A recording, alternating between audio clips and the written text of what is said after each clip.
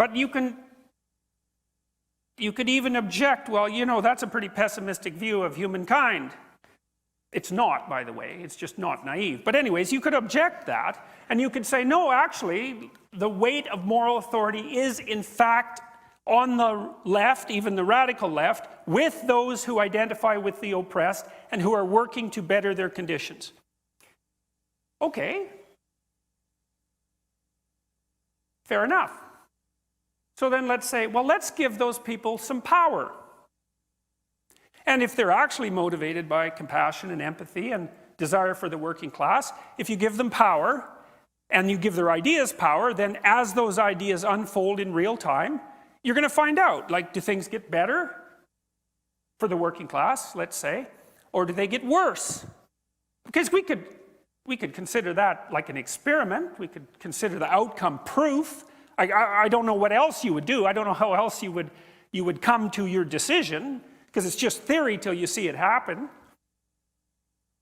Now, Nietzsche said back in the late 1800s that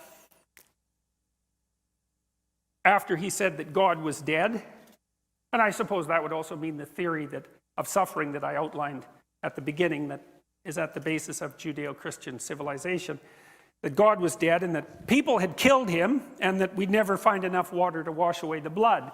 It's a paraphrase, but I've got the basic message right. And he also said there'll be two consequences of that: nihilism, because there's no transcendent meaning, and a move to totalitarianism because people can't tolerate nihilism. And he said the most likely pathway to totalitarianism would be communism, essentially. He didn't quite use those words, but he meant that. The words are close enough. He said socialism, but I'm going to use communism to distinguish it from democratic socialism. And he said that probably tens of millions of people would die in the 20th century as we played out that experiment. And then he said, but it might be worth it if we learn something from it. Rough, man. I mean, and unbelievable. Like, I cannot figure out how in the world he knew that that was going to happen, especially so far in advance. But Dostoevsky knew the same thing. He wrote this book called The Devils, or The Possessed. You could read that. That's a great book. It takes about 150 pages to get going. But once it like everything snaps together after that, you know, and then it moves.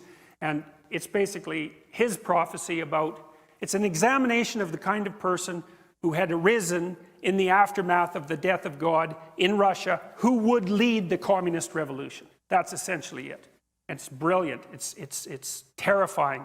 And it's a great intro to Solzhenitsyn's Gulag Archipelago, which describes what did happen when those sort of people took over the revolution.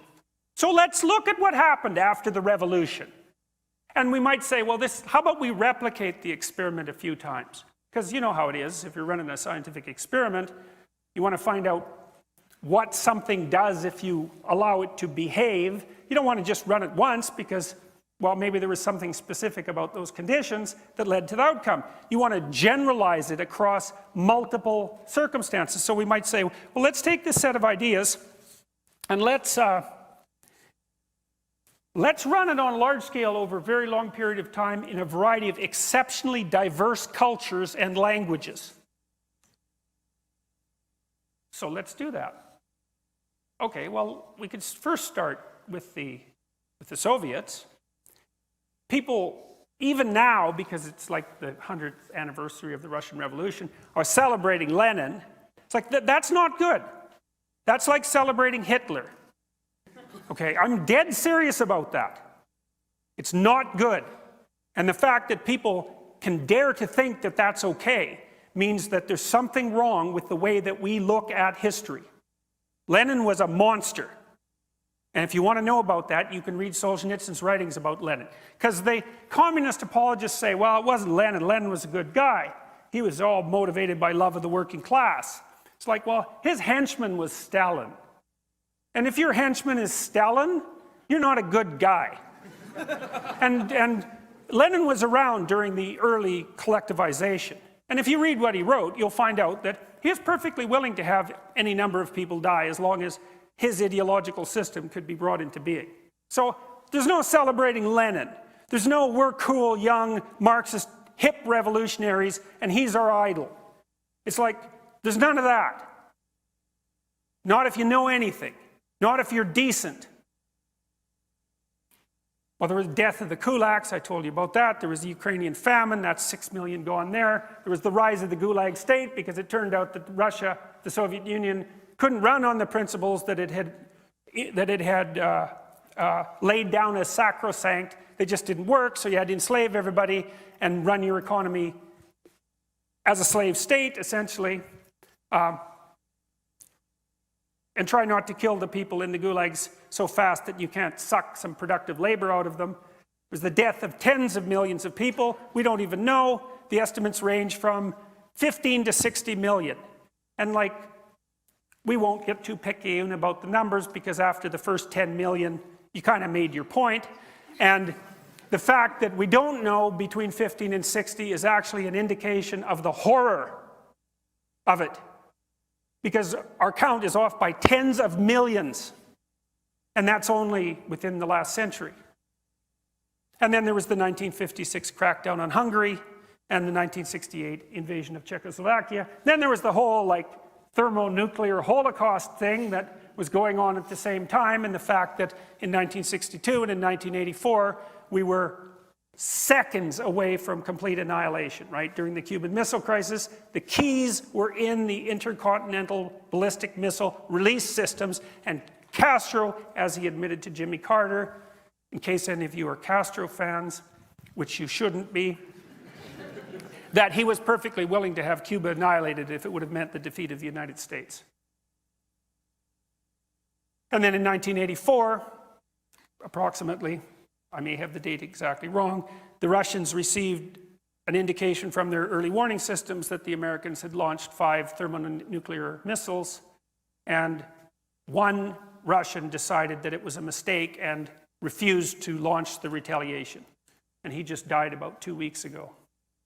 So, you know, that was pretty close.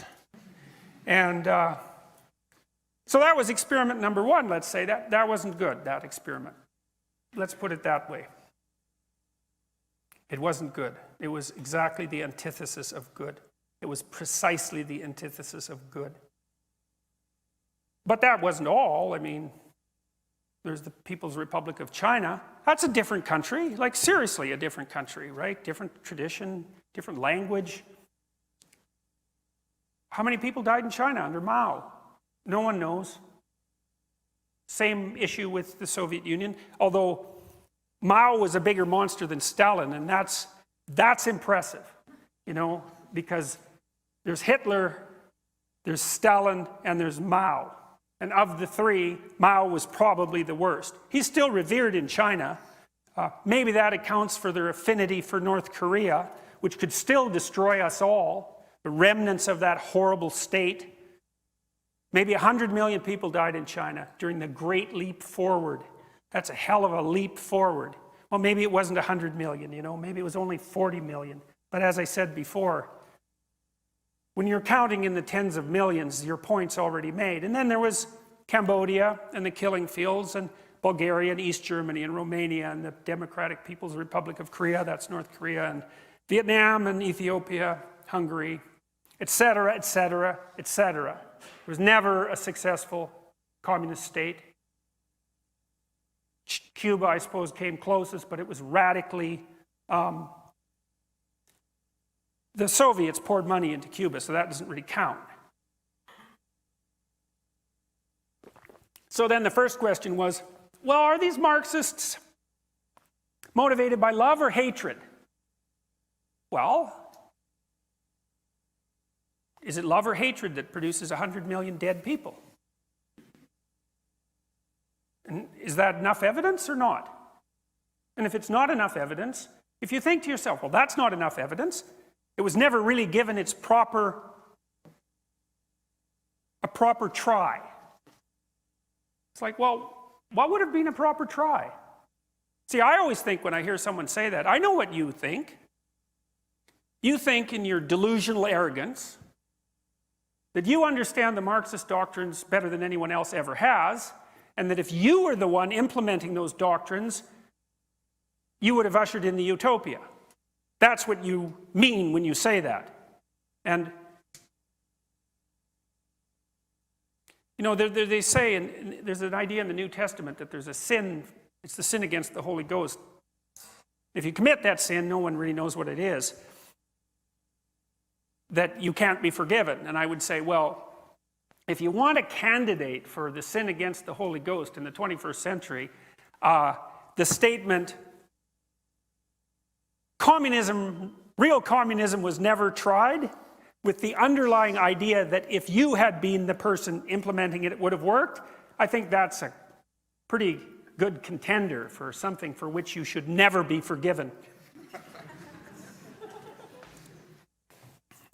All right, so that's Marxism. So let's go on to postmodernism. We talked a little bit about it.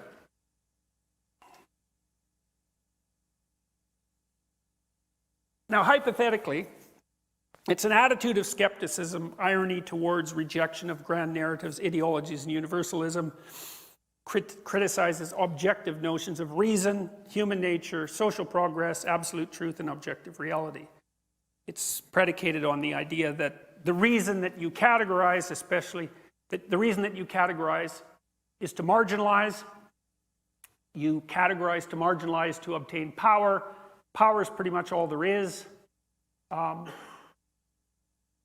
There's other elements of postmodernism. One of them is that human nature is merely a social construct. See, the reason for that, as far as I'm concerned, and this is a postmodern critique as well, I'm going to move the center to the margin and the margin to the centers. Why would you think that human nature is only a social construct? Well, here's why. It's because that means you could construct it any way you want to. That was a very common idea among the communists. You know, that's why Mao wanted to wipe out Chinese history. That's why the Red Guard went around in China and tried to destroy everything, every element of China's history prior to approximately 1960. Right, that great culture, thousands and thousands of years old. As well, so you could bring in the new man. Well, what was the new man? Well, it was whatever slave Mao happened to fantasize about. Or it was the utopian person. You take your pick, but like I said, if you take a look at the corpses, you can pretty much figure out which of those two it was.